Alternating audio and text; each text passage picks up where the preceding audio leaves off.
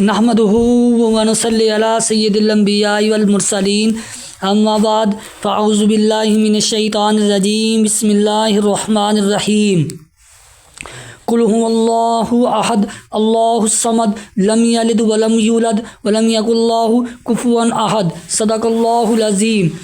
آج ہم سیکھنے کی کوشش کریں گے سیرت مصطفیٰ کا اس سے اگلے والا پارٹ، ہجرت کا چوتھا سال۔ ہجرت کا چوتھا سال بھی کفار کے ساتھ چھوٹی بڑی لڑائیوں ہی میں گزرا۔ جنگ بدر کی فتح مبین سے مسلمانوں کا رعب تمام قبائل عرب پر بیٹھ گیا تھا، اس لیے تمام قبیلے کچھ دنوں کے لیے خاموش بیٹھ گئے تھے، لیکن جنگ عہد میں مسلمانوں کے جانی نقصان کا چرچا ہو جانے سے دوبارہ تمام قبائل دفتر اسلام اور مسلمانوں کو مٹانے کے لیے کھڑے ہو گئے، اور مجبوراً مسلمانوں کو بھی اپنے دفاع کے لیے لڑائیوں میں حصہ لینا پڑا۔ 4 ہجری کی مشہور لڑائیوں میں سے چند یہ ہیں: سریہ ابو سلمہ، یکم محرم 4 ہجری کو ناگہاں ایک شخص نے مدینہ میں یہ خبر پہنچائی کہ طلحہ بن خبیلد اور سلمہ بن خبیلد دونوں بھائی کفار کا لشکر جمع کر کے مدینہ پر چڑھائی کرنے کے لیے نکل پڑے ہیں۔ حضور صلی اللہ علیہ وسلم نے اس لشکر کے مقابلہ میں حضرت ابو سلمہ رضی اللہ تعالیٰ عنہ کو 150 مجاہدین کے ساتھ روانہ فرمایا، جس میں حضرت ابو صبرہ اور حضرت ابو بیدہ رضی اللہ تعالیٰ عنہ جیسے معزز مہاجرین و انصار بھی تھے۔ لیکن کفار کو جب پتہ چلا کہ مسلمانوں کا لشکر آ رہا ہے تو وہ لوگ بہت سے اونٹ اور بکریاں چھوڑ کر بھاگ گئے، جن کو مسلمان مجاہدین نے مالک غنیمت بنا لیا، اور لڑائی کی نوبت ہی نہیں آئی۔ سریہ عبداللہ بن انیس، محرم 4 ہجری کو اطلاع ملی کہ خالد بن سفیان حضلی مدینہ پر حملہ کرنے کے لیے فوج جمع کر رہا ہے۔ حضور صلی اللہ علیہ وسلم نے اس کے مقابلہ کے لیے حضرت عبداللہ بن انیس رضی اللہ تعالیٰ عنہ کو بھیج دیا۔ آپ نے موقع پا کر حضرت خالد بن سفیان حضلی کو قتل کر دیا اور اس کا سر کاٹ کر مدینہ لائی اور تاجدار دو عالم صلی اللہ علیہ وسلم کے قدموں میں ڈال دیا۔ حضور علیہ الصلوۃ والسلام نے حضرت عبداللہ بن انیس رضی اللہ تعالیٰ عنہ کی بہادری اور جان بازی سے خوش ہو کر ان کو اپنا عصا شوری عطا فرمایا اور ارشاد فرمایا کہ تم اس عصا کو ہاتھ میں لے کر جنت میں چہل قدمی کرو گے۔ انہوں نے عرض کیا، یا رسول اللہ صلی اللہ علیہ وسلم، قیامت کے دن یہ مبارک عصا میرے پاس نشانی کے طور پر رہے گا؟ چنانچہ انتقال کے وقت انہوں نے یہ وصیت فرمائی کہ اس عصا کو میرے کفن میں رکھ دیا جائے۔ حادثہ رجی، اصفہان و مکہ کے درمیان ایک مقام کا نام رجی ہے۔ یہاں کی زمین 7 مقدس صحابہ کرام کے خون سے رنگین ہوئی، اس لیے یہ واقعہ سریہ رجی کے نام سے مشہور ہے۔ یہ دردناک ثانیہ بھی 4 ہجری میں پیش آیا۔ اس کا واقعہ یہ ہے کہ قبیلہ حزل وقارہ کے چند آدمی بارگاہ رسالت میں آئے اور عرض کیا کہ ہمارے قبیلہ والوں نے اسلام قبول کر لیا ہے، اب آپ چند صحابہ کرام کو وہاں بھیج دیں تاکہ وہ ہماری قوم کو عقائد و مال اسلام سکھا دیں۔ ان لوگوں کی درخواست پر حضور صلی اللہ علیہ وسلم نے 10 منتخب صحابہ کو حضرت عاصم بن ثابت رضی اللہ تعالیٰ عنہ کو متحدی میں بھیج دیا۔ جب یہ مقدس قافلہ مقام رجی پر پہنچا تو غدار کفار نے بدعہدی کی اور قبیلہ بنو الحیان کے کافروں نے 200 کی تعداد میں جمع ہو کر ان 10 مسلمانوں پر حملہ کر دیا۔ مسلمان اپنے بچاؤ کے لیے اونچے ٹیلے پر چڑھ گئے، کافروں نے تیر چلانا شروع کیا اور مسلمانوں نے ٹیلے کی بلندی سے سنگباری کی۔ کفار نے سمجھ لیا کہ ہم ہتھیاروں سے ان مسلمانوں کو ختم نہیں کر سکتے، تو ان لوگوں نے دھوکہ دیا اور کہا کہ اے مسلمانوں، ہم تم لوگوں کو امان دیتے ہیں اور اپنی پناہ میں لیتے ہیں، اس لیے تم لوگ ٹیلے سے اتر آؤ۔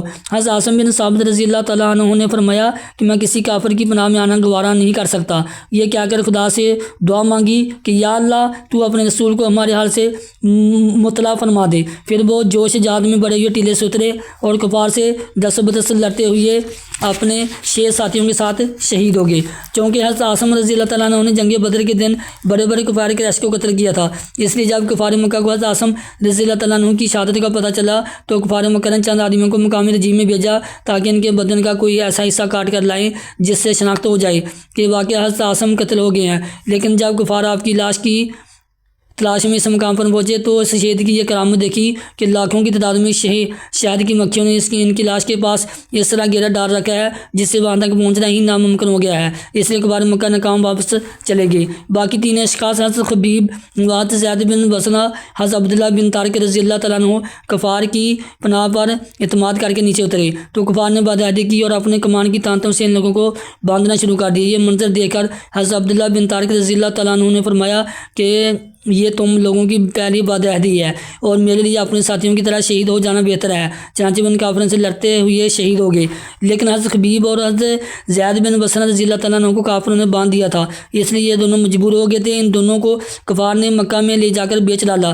حضرت خبیب رضی اللہ تعالیٰ عنہ نے جنگ احد میں حارث بن عامر کو قتل کیا تھا، اس لیے اس کے لڑکوں نے ان کو خرید لیا تاکہ ان کو قتل کر کے باپ کے خون کا بدلہ لیا جائے، اور حضرت زید بن بصرہ کو امیہ کے بیٹے صفوان نے قتل کرنے کے ارادہ سے خریدا۔ حضرت خبیب رضی اللہ تعالیٰ عنہ کو کافروں نے چند دن قیاد میں رکھا، پھر حدود حرم کے باہر لے جا کر سولی پر چڑھا کر قتل کر دیا۔ حضرت خبیب نے قاتلوں سے 2 رکعت نماز پڑھنے کی اجازت طلب کی، قاتلوں نے اجازت دے دی۔ آپ نے بہت مختصر طور پر 2 رکعت نماز ادا فرمائی اور فرمایا کہ اے گروہ کفار، میرا دل تو یہی چاہتا تھا کہ دیر تک نماز پڑھتا رہوں، کیونکہ یہ میری زندگی کی آخری نماز تھی، مگر مجھ کو یہ خیال آ گیا کہ کہیں تم لوگ یہ نہ سمجھ لو کہ میں موت سے ڈر رہا ہوں۔ کفار نے آپ کو سولی پر چڑھا دیا۔ اس وقت آپ نے یہ اشعار پڑھے، وَلَسْتُ أَبَانِي حِينَ أَقْتُلُ مُسْلِمًا عَلَىٰ شَكٍّ كَانَ فِي اللَّهِ مَسْوِي۔ جب میں مسلمان ہو کر قتل کیا جا رہا ہوں تو مجھے کوئی پرواہ نہیں ہے کہ میں کس پہلے میں قتل کیا جاؤں گا، یہ سب کچھ اللہ کے لیے ہے، اگر وہ چاہے گا تو میرے کٹے پٹے جسم کے ٹکڑوں پر برکت نازل فرمائے گا۔ حارث بن عامر کے لڑکے ابو سرا نے آپ کو قتل کیا، مگر خدا کی شان کہ یہی ابو سرا اور ان کے دونوں بھائی عقبہ اور حجیر پھر بعد میں مشرب اسلام ہو کر صحابیت کے شرف و اعزاز سے سرفراز ہو گئے۔ حضرت خبیب کی قبر، حضور صلی اللہ علیہ وسلم کو اللہ تعالیٰ نے وحی کے ذریعہ خبیب رضی اللہ تعالیٰ عنہ کی شہادت سے مطلع فرمایا۔ آپ نے صحابہ کرام سے فرمایا کہ جو شخص خبیب کی لاش کو سولی سے اتار کر لائے اس کے لیے جنت ہے۔ یہ بشارت سن کر حضرت زبیر بن عوام اور حضرت مقداد بن اسود رضی اللہ تعالیٰ عنہ راتوں کو سفر کرتے اور دن کو چھپتے ہی مقام تنعیم میں حضرت خبیب رضی اللہ تعالیٰ عنہ کی سولی کے پاس پہنچے۔ 40 کفار سولی کے پیرا دار بن کر سو رہے تھے۔ ان دونوں حضرات نے لاش کو سولی سے اتارا اور گھوڑے پر رکھ کر چل دیے۔ 40 دن گزر جانے کے باوجود لاش تر و تازہ تھی اور زخموں سے تازہ خون ٹپک رہا تھا۔ صبح کو قریش کے 70 سوار تیز رفتار گھوڑوں پر تعاقب میں چل پڑے اور ان دونوں حضرات کے پاس پہنچ گئے۔ ان حضرات نے جب دیکھا کہ قریش کے سوار ہم کو گرفتار کر لیں گے تو انہوں نے حضرت خبیب رضی اللہ تعالیٰ عنہ کی لاش مبارک کو گھوڑے سے اتار کر زمین پر رکھ دیا۔ خدا کی شان کے ایک دم زمین پھٹ گئی اور لاش مبارک کو نکل گئی، پھر زمین اس طرح برابر ہو گئی کہ پھٹنے کا نشان بھی باقی نہیں رہا۔ یہی وجہ ہے کہ حضرت خبیب رضی اللہ تعالیٰ عنہ کا لقب بلیغ الارض، جن کو زمین نکل گئی ہے۔ اس کے بعد ان حضرات نے کفار سے کہا کہ ہم 2 شیر ہیں جو اپنے جنگل میں جا رہے ہیں، اگر تم لوگوں سے ہو سکے تو ہمارا راستہ روک کر دیکھو، ورنہ اپنا راستہ لو۔ کفار نے ان حضرات کے پاس لاش نہیں دیکھی، اس لیے مکہ چلے گئے۔ جب دونوں صحابہ کرام نے بارگاہ رسالت میں سارا ماجرا عرض کیا تو حضرت جبریل علیہ السلام بھی حاضر دربار تھے۔ انہوں نے عرض کیا کہ یا رسول اللہ صلی اللہ علیہ وسلم، آپ کے ان دونوں یاروں کے اس کارنامے پر ہم فرشتوں کو بھی فخر ہے۔ حضرت زید کی شہادت، حضرت زید بن بصرہ رضی اللہ تعالیٰ عنہ کے قتل کا تماشا دیکھنے کے لیے کفار قریش کثیر تعداد میں جمع ہو گئے، جن میں ابو سفیان بھی تھے۔ جب ان کو سولی پر چڑھا کر قاتل نے تلوار ہاتھ میں لی تو ابو سفیان نے کہا، کیوں اے زید، سچ کہنا، اگر اس وقت تمہاری جگہ محمد صلی اللہ علیہ وسلم اس طرح قتل کیے جاتے تو کیا تم اس کو پسند کرتے؟ حضرت زید رضی اللہ تعالیٰ عنہ ابو سفیان کی اس طعنہ زنی کو سن کر تڑپ گئے اور جذبات سے بڑی ہوئی آواز میں فرمایا کہ اے ابو سفیان، خدا کی قسم میں اپنی جان کو قربان کر دینا عزیز سمجھتا ہوں، مگر میرے پیارے رسول صلی اللہ علیہ وسلم کے مقدس پاؤں کے تلوے میں ایک کانٹا بھی چبھ جائے مجھے کبھی بھی یہ گوارا نہیں ہو سکتا۔ مجھے وہ ناز قسمت پر اگر نام محمد پر یہ سر کٹ جائے اور تیرا کف باس اور تیرا کف پا اس کو ٹھکرائے، یہ سب کچھ ہے گوارا، پر یہ مجھ سے ہو نہیں سکتا کہ ان کے پاؤں کے تلوے میں ایک کانٹا بھی چبھ جائے۔ یہ سن کر ابو سفیان نے کہا کہ میں نے بڑے بڑے محبت کرنے والے کو دیکھا ہے، مگر محمد صلی اللہ علیہ وسلم کے عاشقوں کی مثال یہ نہیں مل سکتی۔ صفوان کے غلام نستاس نے تلوار سے ان کی گردن ماری۔ واقعہ بئر معونہ، ماہ صفر 4 ہجری میں بئر معونہ کا مشہور واقعہ پیش آیا۔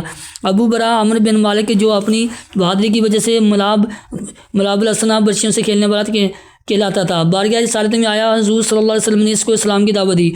اس نے تو نہ تو اسلام قبول کیا، نہ اس سے کوئی نفرت ظاہر کی، بلکہ یہ درخواست کی کہ آپ اپنے چند متنوع صحابہ کو ہمارے دیار میں بھیج دیجیے، مجھے امید ہے کہ وہ لوگ اسلام کی دعوت قبول کر لیں گے۔ آپ نے فرمایا کہ مجھے نجد کے کفار کی طرف سے خطرہ ہے۔ ابو برا نے کہا کہ میں آپ کے صاحب کی جان و مال کی حفاظت کا ضامن ہوں۔ اس کے بعد حضور صلی اللہ علیہ وسلم نے صحابہ میں سے 70 منتخب صالحین کو جو قرا کہلاتے تھے بھیج دیا۔ یہ حضرات جب مقام بئر معونہ پر پہنچے تو ٹھہر گئے اور صحابہ کے قافلہ سالانہ حرام بن ملحان رضی اللہ عنہ حضور صلی اللہ علیہ وسلم کا خط لے کر عامر بن طفیل کے پاس اکیلے تشریف لے گئے، جو کہ بلّہ کا رئیس اور ابو برا کا بھتیجا تھا۔ اس نے خط پڑھا بھی نہیں اور ایک شخص کو اشارہ کر دیا، جس نے پیچھے سے حرام رضی اللہ تعالیٰ عنہ کو نیزہ مار کر شہید کر دیا، اور آس پاس کے قبائل یعنی رمل و ذکوان وسیع اور بنو الحیان وغیرہ کو جمع کر کے ایک لشکر تیار کر لیا اور صحابہ کرام پر حملہ کے لیے روانہ ہو گیا۔ حضرات صحابہ کرام بئر مونا کے پاس بہت دیر تک حرام رضی اللہ تعالیٰ عنہ کی واپسی کا انتظار کرتے رہے، مگر جب بہت دیر ہو گئی تو یہ لوگ آگے بڑھے۔ راسہ میں عامر بن طفیل کی فوج کا سامنا ہوا، جنگ شروع ہو گئی۔ کفار نے حضرت عمر بن امیہ زمری رضی اللہ عنہ کے سوا تمام صحابہ کرام کو شہید کر دیا۔ انہیں سے شہداء کرام میں حضرت عامر بن فہیرہ رضی اللہ تعالیٰ عنہ بھی تھے، جن کے بارے میں عامر بن طفیل کا بیان ہے کہ قتل ہونے کے بعد ان کی لاش بلند ہو کر آسمان تک پہنچی، پھر زمین پر آ گئی۔ اس کے بعد ان کی لاش تلاش کرنے پر نہیں ملی، کیونکہ فرشتوں نے انہیں دفن کر دیا۔ حضرت عمر بن امیہ زمری رضی اللہ تعالیٰ عنہ کو عامر بن طفیل نے یہ کہہ کر چھوڑ دیا کہ میری ماں نے ایک غلام آزاد کرنے کی منت مانی تھی، اس لیے میں تم کو آزاد کرتا ہوں، یہ کہا اور ان کی چوٹی کا بال کاٹ کر ان کو چھوڑ دیا۔ حضرت عمر بن امیہ زمری رضی اللہ تعالیٰ عنہ وہاں سے چل کر جب مقام قرہ میں آئے تو ایک درخت کے سائے میں ٹھہرے۔ وہی قبیلہ بنو کلاب کے دو آدمی بھی ٹھہرے تھے۔ جب وہ دونوں سو گئے تو حضرت عامر بن امیہ زمری رضی اللہ تعالیٰ عنہ نے ان دونوں کافروں کو قتل کر دیا، اور یہ سوچ کر دل میں خوش ہو رہے تھے کہ میں نے صحابہ کرام کے خون کا بدلہ لے لیا ہے، مگر ان دونوں شخصوں کو حضور صلی اللہ علیہ وسلم امان دے چکے تھے، جس کا حضرت عمر بن امیہ زمری رضی اللہ تعالیٰ عنہ کا علم نہ تھا۔ جب مدینہ پہنچ کر انہوں نے سارا حال دربار رسالت میں بیان کیا تو صحابہ بئر مونا کی شہادت کی خبر سن کر سرکار رسالت صلی اللہ علیہ وسلم کو اتنا عظیم صدمہ پہنچا کہ تمام عمر شریف میں کبھی بھی اتنا رنجم صدمہ نہیں پہنچا تھا۔ چنانچہ حضور صلی اللہ علیہ وسلم مہینہ بھر تک قبائل رعل و ذکوان اور اسیہ بن الحیان پر نماز فجر میں لعنت بھیجتے رہے، اور حضرت عمر بن امیہ زمری رضی اللہ تعالیٰ عنہ نے جن دو شخصوں کو قتل کر دیا تھا، حضور صلی اللہ علیہ وسلم نے ان دونوں کے خون بہا ادا کرنے کا اعلان فرمایا۔ غزوہ بنو نذیر۔ حضرت عمر بن امیہ زمری رضی اللہ تعالیٰ عنہ نے قبیلہ بنو کلاب کے جن دو شخصوں کو قتل کر دیا تھا اور حضور صلی اللہ علیہ وسلم نے ان دونوں کا خون بہا ادا کرنے کا اعلان فرما دیا تھا، اسی معاملے کے متعلق گفتگو کرنے کے لیے حضور اقدس صلی اللہ علیہ وسلم قبیلہ بنو نذیر کے یہودیوں کے پاس تشریف لے گئے، کیونکہ ان یہودیوں میں سے آپ کا مادہ تھا، مگر یہودی ترقی کے تو بہت سی بد باطن ذہنیت والی قوم ہے۔ مادہ کر لینے کے باوجود ان خبیثوں کے دلوں میں پیغمبر اسلام صلی اللہ علیہ وسلم کی دشمنی اور اناد کی آگ بری ہوئی تھی۔ ہر چاند حضور صلی اللہ علیہ وسلم نے ان بد باطنوں سے اہل کتاب ہونے کی بنا پر اچھے سلوک فرماتے تھے، مگر یہ لوگ ہمیشہ اسلام کی بے خونی اور بانی اسلام کی دشمنی میں مصروف رہے۔ مسلمانوں سے بغض و ناد اور کفار منافقین سے ساز باد اور اتحاد، یہی ہمیشہ ان کرداروں کا طرز عمل رہا۔ چنانچہ اس موقع پر جب رسول اللہ صلی اللہ علیہ وسلم ان یہودیوں کے پاس تشریف لے گئے تو ان لوگوں نے بظاہر تو بڑے اخلاق کا مظاہرہ کیا، مگر اندرونی طور پر بڑی ہی خوفناک سازش اور انتہائی خطرناک اسکیم کا منصوبہ بنا لیا۔ حضور صلی اللہ علیہ وسلم کے ساتھ حضرت ابوبکر، حضرت عمر، حضرت علی رضی اللہ تعالیٰ عنہ بھی تھے۔ یہودیوں نے سب حضرات کو ایک دیوار کے نیچے بڑے احترام کے ساتھ بٹھایا اور آپس میں یہ مشورہ کیا کہ چھت پر سے ایک بہت ہی بڑا اور وزنی پتھر ان حضرات پر گرا دیں تاکہ یہ سب لوگ دب کر ہلاک ہو جائیں۔ چنانچہ عمر بن نجاش اس مقصد کے لیے چھت کے اوپر چڑھ گیا۔ محافظ حقیقی پروردگار عالم نے اپنے حبیب صلی اللہ علیہ وسلم کو یہودیوں کی اس ناپاک سازش سے بذریعہ وحی مطلع فرما دیا، اس لیے فوراً آپ وہاں سے اٹھ کر چپ چاپ اپنے ہمراہیوں کے ساتھ چلے آئے اور مدینہ تشریف لا کر صحابہ کرام کو یہودیوں کی اس سازش سے آگاہ فرمایا، اور انصار و مہاجرین سے مشورہ کے بعد ان یہودیوں کے پاس قاصد بھیج دیا چونکہ تم لوگوں نے اپنی اس دسیسہ کاری اور قاتلانہ سازش سے معاہدہ توڑ دیا، اس لیے اب تم لوگوں کو 10 دن کی مہلت دی جاتی ہے کہ تم اس مدت میں مدینہ سے نکل جاؤ، اس کے بعد جو شخص بھی تمہیں یہاں پایا جائے گا قتل کر دیا جائے گا۔ شہنشاہ مدینہ صلی اللہ علیہ وسلم کا یہ فرمان سن کر بنو نذیر کے یہودی جلاوطن ہونے کے لیے تیار ہو گئے تھے، مگر منافقوں کا سردار عبداللہ بن ابی ان یہودیوں کا حامی بن گیا اور اس نے کہا بھیجا کہ تم لوگ ہرگز مدینہ سے نہ نکلو، ہم 2000 آدمیوں سے تمہاری مدد کرنے کو تیار ہیں، اس کے علاوہ بنو قریظہ اور بنو غطفان یہودیوں کے 2 طاقتور قبیلے بھی تمہاری مدد کریں گے۔ بنو نذیر کے یہودیوں کو جب اتنا بڑا سہارا مل گیا تو وہ شیر ہو گئے اور انہوں نے حضور صلی اللہ علیہ وسلم کے پاس کہا بھیجا کہ ہم مدینہ چھوڑ کر نہیں جا سکتے، آپ کے جو دل میں آئے کر لیجیے۔ یہودیوں کے اس جواب کے بعد حضور صلی اللہ علیہ وسلم نے مسجد نبوی کی امامت حضرت ابن ام مکتوم رضی اللہ تعالیٰ عنہ کے سپرد فرما کر خود بنو نذیر کا قصہ فرمایا اور ان یہودیوں کے قلعہ کا محاصرہ کر لیا۔ یہ محاصرہ 15 دن تک قائم رہا۔ قلعہ میں باہر سے ہر قسم کے سامان کا آنا جانا بند ہو گیا اور یہودی بالکل ہی محصور و مجبور ہو کر رہ گئے۔ اس موقع پر نہ تو منافقوں کا سردار عبداللہ بن ابی یہودیوں کی مدد کے لیے آیا، نہ بنو قریظہ اور بنو غطفان نے کوئی مدد کی۔ چنانچہ اللہ تعالیٰ نے ان دغابازوں کے بارے میں ارشاد فرمایا ارشاد فرمایا کہ کمثل الشیطان اذ قال للانسان کفر ولما کفر قال انی بری منک انی خاف اللہ رب العالمین۔ ان لوگوں کی مثال شیطان جیسی ہے، جب اس نے آدمی سے کہا کہ تو کفر کر، پھر جب اس نے کفر کیا تو بولا کہ میں تجھ سے الگ ہوں، میں اللہ سے ڈرتا ہوں جو سارے جہان کا پالنے والا ہے۔ یعنی جس طرح شیطان آدمی کو کفر بارتا ہے، لیکن جب آدمی شیطان کے برگلانے سے کفر میں مبتلا ہو جاتا ہے تو شیطان چپکے سے خسک کر پیچھے ہٹ جاتا ہے۔ اسی طرح منافقوں نے بنی ظاہر کے یہودیوں کو شہد دے کر دلیر بنا دیا اور اللہ کے حبیب صلی اللہ علیہ وسلم سے لڑا دیا، لیکن جب انہوں نے ظاہر کے یہودیوں کو جنگ کا سامنا ہوا تو منافق چھپ کر اپنے گھروں میں بیٹھ رہے۔ حضور صلی اللہ علیہ وسلم نے قلعہ کے محاصرے کے ساتھ قلعہ کے آس پاس کھجوروں کے کچھ درختوں کو بھی کٹوا دیا، کیونکہ ممکن تھا کہ درختوں کے جڑوں میں یہودی چھپ کر اسلامی لشکر پر چھاپا مارتے اور جنگ میں مسلمانوں کو دشواری ہو جاتی۔ ان درختوں کو کاٹنے کے بارے میں مسلمانوں کے دو گروہ ہو گئے۔ کچھ لوگوں کا یہ خیال تھا کہ یہ درخت نہ کاٹے جائیں کیونکہ فتح کے بعد یہ سب درخت مال غنیمت بن جائیں گے اور مسلمان اس سے نفع اٹھائیں گے، اور کچھ لوگوں کا یہ کہنا تھا کہ درختوں کے جھنڈ کو کاٹ کر صاف کر دینے سے یہودیوں کی کمین گاہوں کو برباد کرنا اور ان کو نقصان پہنچا کر گیز و گزر میں ڈالنا مقصود ہے، لہٰذا ان درختوں کو کاٹ دینا ہی بہتر ہے۔ اس موقع پر سورۃ حشر کی یہ آیت اتری، ما قطعتم من لینۃ او ترکتموها قائمۃ علی اصولها فباذن اللہ ولیخزی الفاسقین، جو درخت تم نے کاٹے یا جن کو ان کی جڑوں پر قائم چھوڑ دیے، یہ سب اللہ کے حکم سے تھا تاکہ اللہ فاسقوں کو رسوا کرے۔ مطلب یہ ہے کہ مسلمانوں میں جو درخت کاٹنے والے ہیں ان کا عمل بھی درست ہے، اور جو کاٹنا نہیں چاہتے وہ بھی ٹھیک کہتے ہیں، کیونکہ کچھ درختوں کو کاٹنا اور کچھ کو چھوڑ دینا یہ دونوں اللہ تعالیٰ کے حکم اور اس کی اجازت سے ہے۔ بہرحال آخر کار معاشرے سے تنگ آگر بنو نذیر کے یہودی اس بات پر تیار ہو گئے کہ وہ اپنا مکان اور قلعہ چھوڑ کر اس شرط پر مدینہ سے باہر چلے جائیں گے کہ جس قدر مال و اسباب اونٹ پر لے جا سکیں گے۔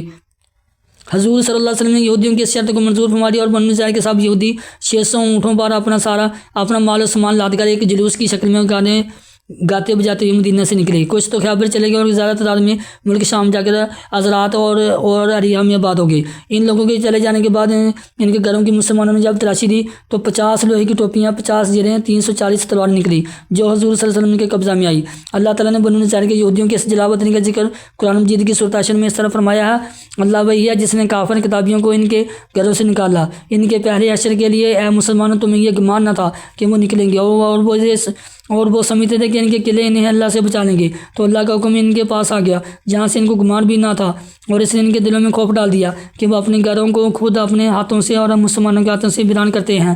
تو عبرت پکڑو اے نگاہ والوں۔ بدر صغریٰ، جنگیوں سے لوٹتے وقت ابو سفیان نے کہا تھا کہ آئندہ سال بدر میں تمہارا مقابلہ ہوگا۔ چنانچہ شبان ذیقعد 4 ہجری میں حضور صلی اللہ علیہ وسلم مدینہ کے نظم و نسق کا انتظام حضرت عبداللہ بن رواحہ رضی اللہ تعالیٰ عنہ کے سپرد فرما کر لشکر کے ساتھ بدر میں تشریف لے گئے۔ 8 روز تک کفار کا انتظار کیا۔ ادھر ابو سفیان بھی فوج کے ساتھ چلا۔ ایک منظر چلا تھا کہ اس نے اپنے لشکر سے یہ کہا کہ یہ سال جنگ کے لیے مناسب نہیں ہے، کیونکہ اتنا زبردست قحط بھرا ہوا ہے کہ نہ آدمیوں کے لیے دانا پانی ہے نہ جانوروں کے لیے گھاس چارہ۔ یہ کہہ کر ابو سفیان مکہ واپس چلا گیا۔ مسلمانوں کے پاس کچھ مال تجارت بھی ساتھ تھا۔ جب جنگ نہیں ہوئی تو مسلمانوں نے تجارت کر کے خوب نفع کمایا اور مدینہ واپس چلے آئے۔ 4 ہجری کے متفرق واقعات۔ اسی سال غزوہ بنو نذیر کے بعد جب انصار نے کہا کہ یا رسول اللہ صلی اللہ علیہ وسلم، بنو نذیر کے جو مال غنیمت میں ملے ہیں وہ سب آپ ہمارے مہاجر بھائیوں کو دے دیجیے، ہم اس میں سے کسی چیز کے طلبگار نہیں ہے۔ تو حضور صلی اللہ علیہ وسلم نے خوش ہو کر یہ دعا فرمائی، اے اللہ انصار پر اور انصار کے بیٹوں پر اور انصار کے بیٹیوں کے بیٹوں پر رحم فرما۔ اسی سال حضور صلی اللہ علیہ وسلم کے نواسے حضرت عبداللہ بن حضرت عثمان غنی رضی اللہ تعالیٰ عنہ کی آنکھ میں ایک مرغ نے چونچ ماری جس کے صدمے سے وہ دو راہ تڑپ کر وفات پا گئے۔ اسی سال حضور صلی اللہ علیہ وسلم کی زوجہ محترمہ حضرت بی بی زینب بنت خزیمہ رضی اللہ تعالیٰ عنہ کی وفات ہوئی۔ اسی سال حضور صلی اللہ علیہ وسلم نے ام المومنین بی بی ام سلمہ رضی اللہ تعالیٰ عنہ سے نکاح فرمایا۔ اسی سال حضرت علی رضی اللہ عنہ کی والدہ مائدہ حضرت بی بی فاطمہ بنت اسد رضی اللہ تعالیٰ عنہ نے وفات پائی۔ حضور صلی اللہ علیہ وسلم نے اپنا مقدس پیرہن ان کے کفن کے لیے عطا فرمایا اور ان کی قبر میں اتر کر ان کی میت کو اپنے دست مبارک سے قبر میں اتارا اور فرمایا کہ فاطمہ بنت اسد کے سوا کوئی شخص بھی قبر کے دبوچنے سے نہیں بچا ہے۔ حضرت عمر بن عبدالعزیز رضی اللہ تعالیٰ عنہ سے روایت ہے کہ صرف 5 ہی میت ایسی خوش نصیب ہوئیں جن کی قبر میں حضور صلی اللہ علیہ وسلم خود اترے۔ اول حضرت بی بی ختیجہ، دوم حضرت بی بی ختیجہ کا ایک لڑکا سوم عبداللہ مزنی جن کا لقب ذوالجبابین ہے، چہارم حضرت بی بی عائشہ کی ماں حضرت ام رومان، پنجم حضرت فاطمہ بنت اسد حضرت علی کی والدہ رضی اللہ تعالیٰ عنہم اجمعین۔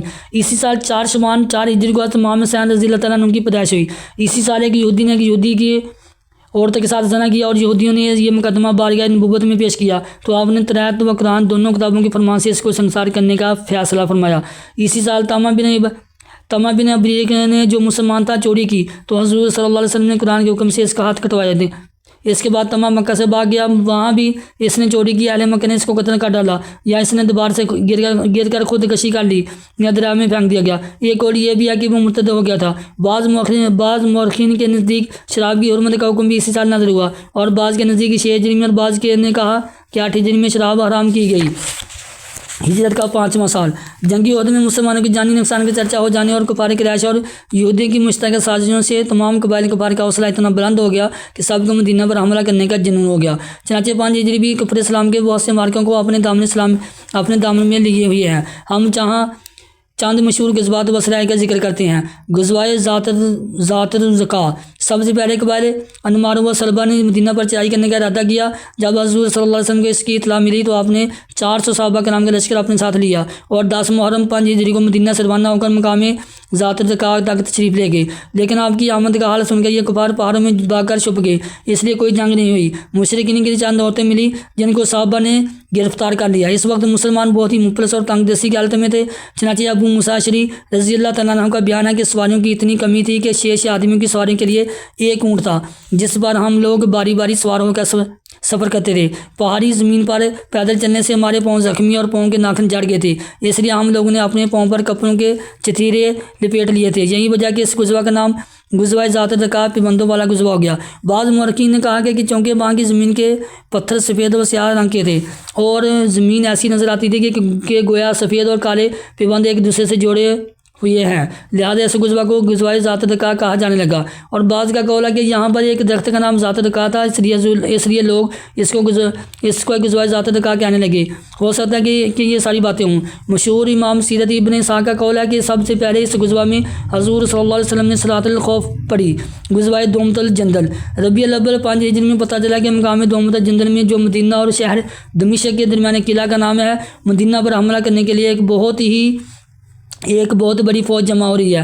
حضور صلی اللہ علیہ وسلم 1000 صحابہ کرام کا لشکر لے کر مقابلے کے لیے مدینہ سے نکلے۔ جب مشرکین کی یہ معلوم ہوا کہ وہ لوگ اپنے مویشیوں اور چرواہوں کو چھوڑ کر بھاگ نکلے، صحابہ کرام نے ان تمام جانوروں کو مالک غنیمت بنا لیا اور آپ نے 3 دن وہاں قیام فرما کر مختلف مقامات پر صحابہ کے لشکروں کو روانہ فرمایا۔ اس غزوہ میں بھی کوئی جنگ نہیں ہوئی۔ اس سفر میں 1 مہینہ سے زائد آپ مدینہ سے باہر رہے۔ غزوہ مرسی، اس کا دوسرا نام غزوہ بنی مسلک بھی ہے۔ مرسی ایک مقام کا نام ہے جو مدینہ سے 8 منزل دور ہے۔ قبیلہ خزاعہ ایک خاندان بنو مسلک یہاں بات تھا اور اس قبیلہ کے صدر حارث بن زرار تھا۔ اس نے بھی مدینہ پر فوج کشی کے لیے لشکر جمع کیا تھا۔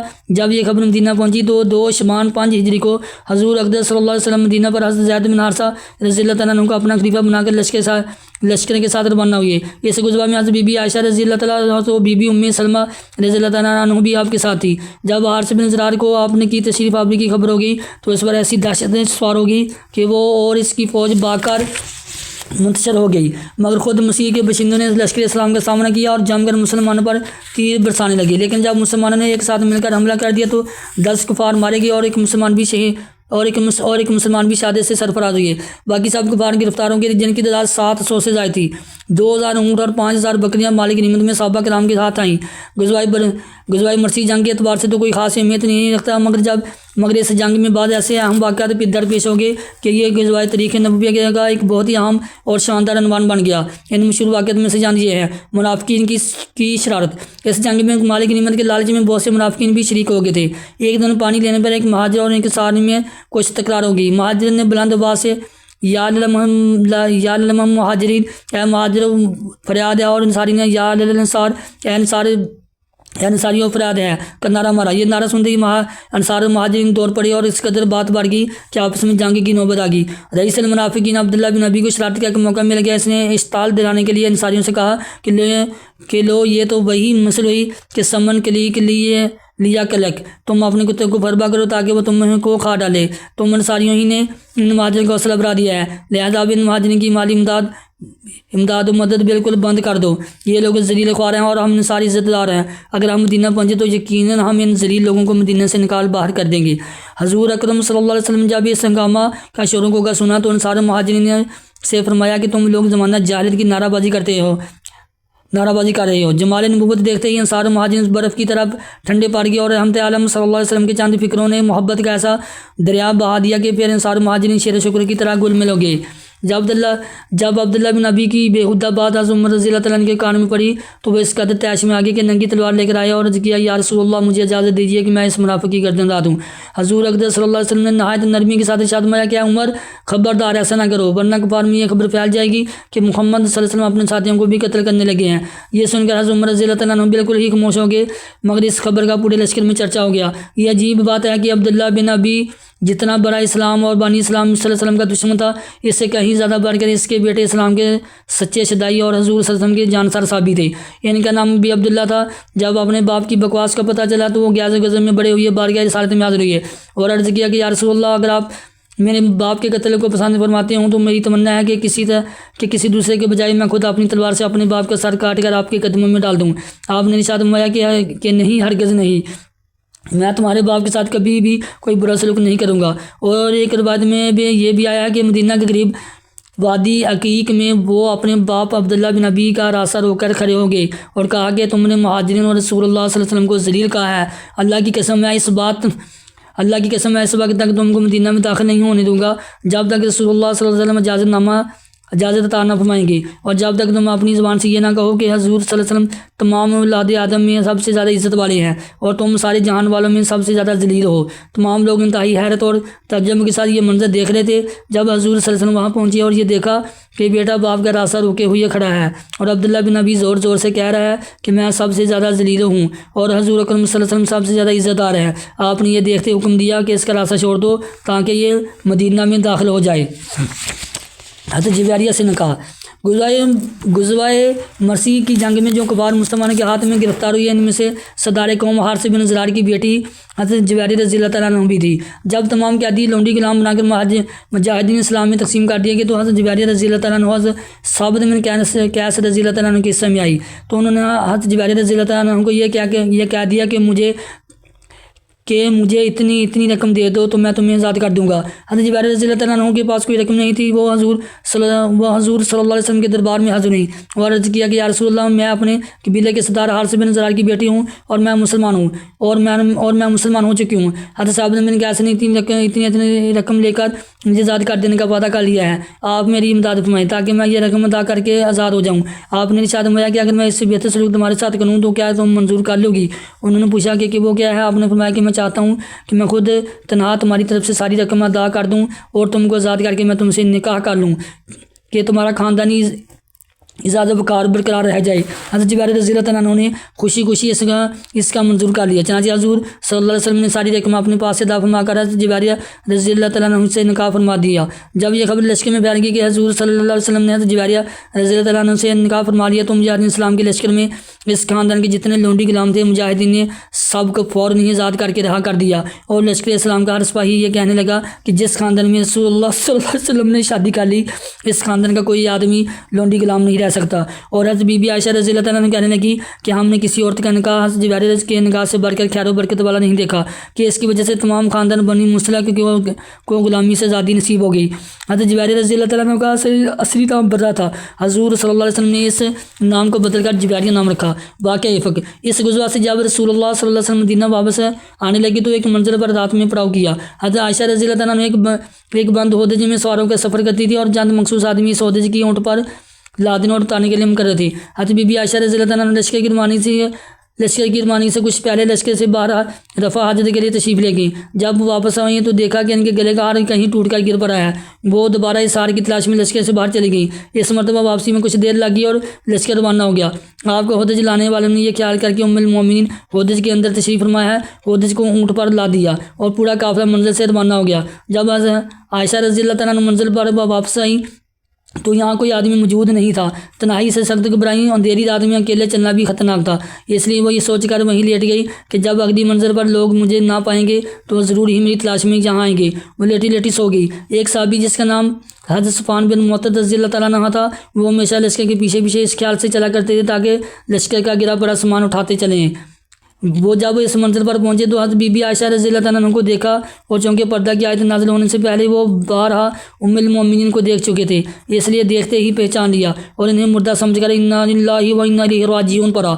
اس بات سے وہ جاگ اٹھی۔ حضرت صفوان بن معطل سلمی رضی اللہ تعالیٰ عنہ نے فوراً ان کو اپنے اونٹ پر سوار کر لیا اور خود اونٹ کی مار تھام کر پیدل چلتے ہوئے اگلی منزل پر حضور صلی اللہ علیہ وسلم کے پاس پہنچ گئے۔ منافقوں کے سردار عبداللہ بن ابی نے اس واقعہ کو حضرت بی بی عائشہ رضی اللہ تعالیٰ عنہ پر تہمت لگانے کا ذریعہ بنا لیا اور خوب اس تہمت کا چرچا کیا، یہاں تک کہ مدینہ میں اس منافق نے اس شرمناک تہمت کو اس قدر اچھالا اور اتنا شلغل مچایا کہ مدینہ میں ہر طرف اس افطراء اور تہمت کا چرچا ہونے لگا، اور بعض مسلمان مثلاً حضرت حسان بن ثابت اور حضرت موسیٰ بن اساسہ اور حضرت حمنہ بنت حجش رضی اللہ تعالیٰ عنہ نے بھی اس تہمت کو پھیلانے میں کچھ حصہ لیا۔ حضور اقدس صلی اللہ علیہ وسلم کے اس شرانگیز تہمت سے بے حد رنج و صدمہ پہنچا اور مخلص مسلمانوں کو بھی انتہائی رنج و غم ہوا۔ حضرت بی بی عائشہ رضی اللہ تعالیٰ عنہ مدینہ میں پہنچتے ہی سخت بیمار ہو گئی، پردہ نشین تو ہی صاحب فراش ہو گئی، اور انہیں اس تہمت تراشی کی بالکل خبر ہی نہیں ہوئی کہ گو کہ نبی حضور صلی اللہ علیہ وسلم کو حضرت بی بی عائشہ رضی اللہ تعالیٰ عنہ کی پاک دامنی کا پورا علم و یقین تھا، مگر چونکہ اپنی بیوی کا معاملہ تھا اس لیے آپ نے اپنی طرف سے اپنی بیوی کی برات اور پاک دامنی کا اعلان کرنا مناسب نہیں سمجھا اور وحی لائی کا انتظار فرمانے لگے۔ اس درمیان میں آپ اپنے مخلص صحابہ سے اس معاملے میں مشورہ فرماتے ہیں تاکہ ان لوگوں کے خیالات کا پتہ چل سکے۔ چنانچہ حضرت عمر رضی اللہ تعالیٰ عنہ سے جب آپ نے اس تہمت کے بارے میں گفتگو فرمائی تو انہوں نے عرض کیا کہ یا رسول اللہ صلی اللہ علیہ وسلم، یہ منافق یقیناً جھوٹے ہیں، اس لیے کہ جب اللہ تعالیٰ کو یہ گوارا نہیں ہے کہ آپ کے جسم عطر پر ایک مکھی بھی بیٹھ جائے، کیونکہ مکھی نجاستوں پر بیٹھتی ہے، تو بھلا جو عورت ایسی برائی کی مرتکب ہو، اللہ قدوس کب اور کیسے برداشت فرمائے گا کہ وہ آپ کی زوجت میں رہ سکے۔ حضرت عثمان غنی رضی اللہ تعالیٰ عنہ نے کہا کہ یا رسول اللہ صلی اللہ علیہ وسلم، جب اللہ تعالیٰ نے آپ کے سائے کو زمین پر نہیں بنے دیا تاکہ اس پر کسی کا پاؤں نہ پڑ سکے، تو بھلا اس مبعوث برحق کی غیرت کا بھی یہ گوارا کرے گی کہ کوئی انسان آپ کی زوجہ مطہرہ کے ساتھ ایسی بات کا مرتکب ہو سکے۔ حضرت علی رضی اللہ تعالیٰ عنہ نے یہ گزارش کی کہ یا رسول اللہ صلی اللہ علیہ وسلم، ایک مرتبہ آپ کی نلین اقدس میں نجاست لگ گئی تھی تو اللہ تعالیٰ نے حضرت جبریل علیہ السلام کو بھیج کر آپ کو خبر دی کہ آپ اپنی نلین اقدس کو اتار دیں، اس لیے حضرت بی بی عائشہ رضی اللہ تعالیٰ عنہ معاذ اللہ اگر ایسی ہوتی تو ضرور اللہ تعالیٰ پر وحی نازل فرما دیتا کہ آپ ان کو اپنی زوجہ سے نکال دیں۔ حضرت ابو ایوب انصاری رضی اللہ تعالیٰ عنہ جب اس تہمت کی خبر سنی تو انہوں نے اپنی بیوی سے کہا کہ بیوی تو سچ بتا، اگر حضرت صفوان بن معطل کی جگہ میں ہوتا تو کیا یہ گمان کر سکتی کہ میں حضور اقدس صلی اللہ علیہ وسلم کی حرمت پاک کے ساتھ ایسا کر سکتا تھا؟ تو ان کی بیوی نے جواب دیا کہ اگر حضرت عائشہ رضی اللہ تعالیٰ عنہ کی جگہ میں رسول اللہ صلی اللہ علیہ وسلم کی بیوی ہوتی تو اللہ کی قسم میں کبھی ایسی خیانت نہیں کر سکتی تھی۔ وہ پھر حضرت عائشہ رضی اللہ تعالیٰ عنہ جو مجھ سے لاکھوں درجے بہتر ہے، اور حضرت صفوان بن معطل رضی اللہ تعالیٰ عنہ جو بدرجہ تم سے بہتر ہے، بلا کیونکہ ممکن ہے کہ یہ دونوں ایسی خیانت کر سکتے ہیں۔ بخاری شریف کی روایت ہے کہ حضور صلی اللہ علیہ وسلم نے اس معاملے میں حضرت علی اور اسامہ رضی اللہ تعالیٰ عنہ سے جب مشورہ طلب فرمایا تو حضرت اسامہ رضی اللہ تعالیٰ عنہ نے برجستہ کہا کہ اعلیٰ کا والا نعلم الخیر، کہ یا رسول اللہ صلی اللہ علیہ وسلم، وہ آپ کی یہ بیوی ہے اور ہم انہیں اچھی ہی جانتے ہیں۔ اور حضرت علی رضی اللہ تعالیٰ عنہ نے جواب دیا کہ یا رسول اللہ صلی اللہ علیہ وسلم، اللہ تعالیٰ نے آپ پر کوئی تنگی نہیں ڈالی ہے، عورتیں ان کے ثواب بہت ہیں، اور آپ کے بارے میں ان کی لونڈی حضرت بریرہ سے پوچھ رہے ہیں، وہ آپ سے سچ مچ کہہ دے گی۔ حضرت برا رضی اللہ تعالیٰ عنہ سے جب آپ نے سوال فرمایا تو انہوں نے عرض کیا کہ یا رسول اللہ صلی اللہ علیہ وسلم، اس ذات باقی قسم جس نے آپ کو رسول برحق بنا کر بھیجا ہے کہ میں نے حضرت بی بی عائشہ رضی اللہ تعالیٰ عنہ میں کوئی عیب نہیں دیکھا۔ ہاں اتنی بات ضرور ہے کہ وہ ابھی کم سن لڑکی ہے، وہ گوندا ہوا آٹا چھوڑ کر سو جاتی ہے اور بکری آ کر کھا جاتی ہے۔ پھر حضور صلی اللہ علیہ وسلم نے اپنی زوجہ محترمہ زینب بنت حجش رضی اللہ تعالیٰ عنہ سے دریافت فرمایا جو حسن جمال میں حضرت عائشہ رضی اللہ تعالیٰ عنہ کی مثل تھی، تو انہوں نے قسم کھا کر یہ عرض کی کہ یا رسول اللہ، اہمی سمیع و بصیر واللہ عالم تو اللہ خیرہ، میں اپنے کان اور آنکھ کی حفاظت کرتی ہوں، اللہ کی قسم میں تو حضرت بی بی عائشہ کو اچھے ہی جانتی ہوں۔ اس کے بعد حضور اکرم صلی اللہ علیہ وسلم نے ایک دن ممبر پر کھڑے ہو کر مسلمانوں سے فرمایا کہ اس شخص کی طرف سے مجھے کون معذور سمجھے گا یا میری مدد کرے گا جس نے میری بیوی پر بہتان تراشی کر کے میری دل آزاری کی ہے۔ واللہ عالم تو علی اہلہ الا خیر، اللہ کی قسم میں اپنی بیوی کو ہر طرح کی اچھی جانتا ہوں۔ ولاکت ذکرہم رجل عالم تو علیہ الا خیرہ، ان لوگوں منافقوں نے اس بہتان میں ایک ایسے مرد صفوان بن معطل کا ذکر کیا جس کو میں بالکل اچھا ہی جانتا ہوں۔ حضور صلی اللہ علیہ وسلم کی برسر ممبر سے تقریر سے معلوم ہوا کہ حضور اقدس صلی اللہ علیہ وسلم کو عائشہ اور صفوان بن معطل رضی اللہ تعالیٰ عنہ دونوں کی برات و طہارت اور عفت و پاک دامنی کا پورا علم اور یقین تھا، اور وحی نازل ہونے سے پہلے ہی آپ کو یقینی طور پر معلوم تھا کہ منافق جھوٹے اور ام المومنین پاک دامن ہے، ورنہ آپ برسر ممبر قسم کھا کر ان دونوں کی عیسائی کے مجمع میں یہ ہرگز اعلان نہ فرماتے، مگر پہلے ہی اعلان عام نہ فرمانے کی وجہ یہی تھی کہ اپنی بیوی کی پاک دامنی کا اپنی زبان سے اعلان کرنا حضور صلی اللہ علیہ وسلم مناسب نہیں سمجھتے تھے۔ جب حد سے زیادہ منافقین نے شرکوں کا شروع کر دیا تو حضور صلی اللہ علیہ وسلم نے ممبر پر اپنے خیال اقدس کا اظہار فرمایا دیا، مگر اب بھی اعلان عام کے لیے آپ کو وحی الہی کا انتظار ہی رہا۔ یہ پہلے تحریر کیا جا چکا کہ حضرت ام المومنین عائشہ رضی اللہ تعالیٰ عنہ سفر چاہتے ہی بیمار ہو کر صاحب فراش ہو گئی تھی، اس لیے وہ اس بیتان کے طوفان سے بالکل ہی بے خبر تھی۔ جب انہیں مرض سے کچھ صحت حاصل ہوئی اور وہ ایک رات حضرت ام مصطفیٰ صحابیہ رضی اللہ تعالیٰ عنہ کے ساتھ رفاجت کے لیے شام میں تشریف لے گئی تو ان کی زبانی انہوں نے اسے دلخراش اور روح فرسا خبر کو سنا، جس سے انہیں بڑا دھچکا لگا اور وہ شدت رنج و غم سے نڈال ہو گئی۔ چنانچہ ان کی بیماری میں مزید اضافہ ہو گیا اور وہ دن رات بل کر روتی رہی۔ آخر جب ان سے یہ صدمہ جان کا برداشت نہ ہو سکا تو وہ حضور صلی اللہ علیہ وسلم سے اجازت لے کر اپنی والدہ کے گھر چلی گئی اور اس منحوس خبر کا تذکرہ اپنی والدہ سے کیا۔ ماں نے کافی تسلی و شکی دی، مگر یہ برابر لگاتار روتی رہی۔ اسی حالت میں ناگہاں حضور صلی اللہ علیہ وسلم تشریف لائے اور فرمایا کہ عائشہ تمہارے بارے میں ایسی خبر اڑائی گئی ہے، اگر تم پاک دامن ہو اور یہ خبر جھوٹی ہے تو عنقریب اللہ تعالیٰ تمہاری برات کا ذریعہ وہی اعلان فرما دے گا، ورنہ تم توبہ استغفار کر لو، کیونکہ جب کوئی بندہ اللہ سے توبہ کرتا ہے اور بخشش مانگتا ہے تو اللہ تعالیٰ اس کے گناہوں کو معاف فرما دیتا ہے۔ حضور صلی اللہ علیہ وسلم کی یہ گفتگو سن کر حضرت عائشہ رضی اللہ تعالیٰ عنہ کے آنسو بالکل تھم گئے اور انہوں نے اپنے والد حضرت ابوبکر صدیق رضی اللہ تعالیٰ عنہ سے کہا کہ آپ رسول اللہ صلی اللہ علیہ وسلم کا جواب دیجیے۔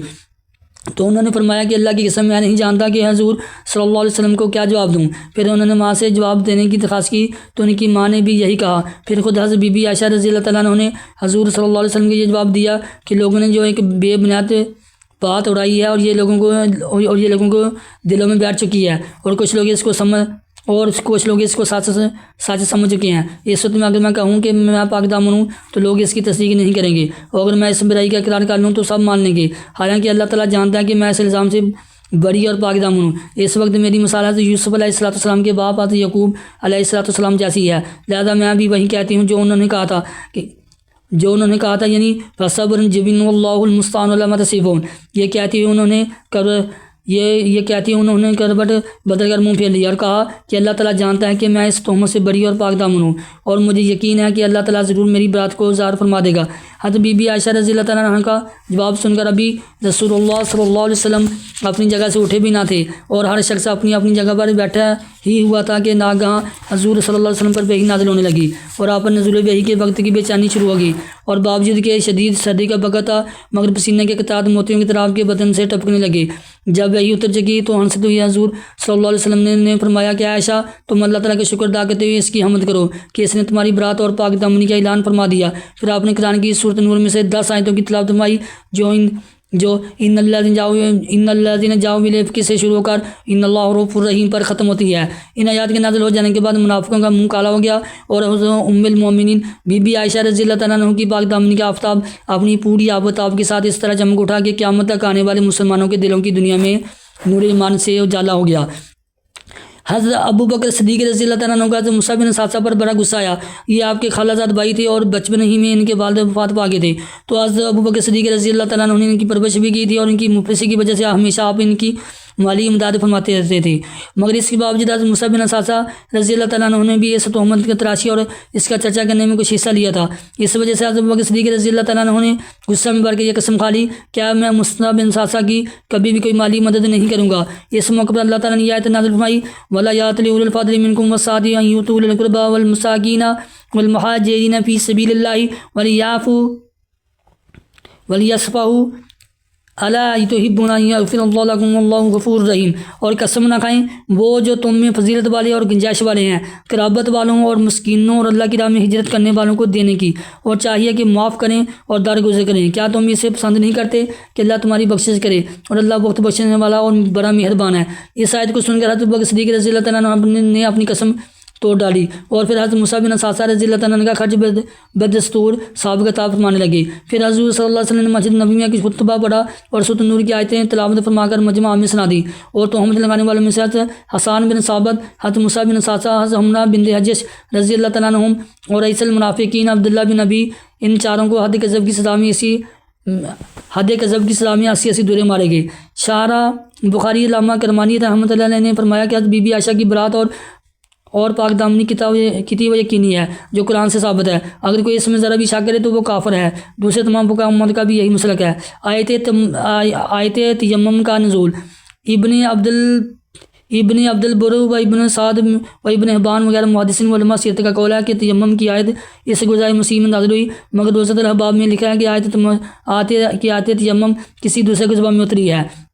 بخاری شریف میں آیت تیمم کی شان نزول جو مذکور ہے وہ یہ ہے کہ حضرت بی بی عائشہ رضی اللہ تعالیٰ عنہ کا بیان ہے کہ ہم لوگ حضور صلی اللہ علیہ وسلم کے ساتھ ایک سفر میں تھے۔ جب ہم لوگ مقام ذات الحجیش میں پہنچے تو میرا ہاتھ ٹوٹ کر کہیں گر گیا۔ حضور صلی اللہ علیہ وسلم کچھ لوگ اس ہار کی تلاش میں وہیں ٹھہر گئے اور وہاں پانی نہیں تھا، تو کچھ لوگوں نے حضرت ابوبکر صدیق رضی اللہ تعالیٰ عنہ کے پاس آ کر شکایت کی کہ کیا آپ دیکھتے نہیں کہ حضرت بی بی عائشہ نے کیا کیا؟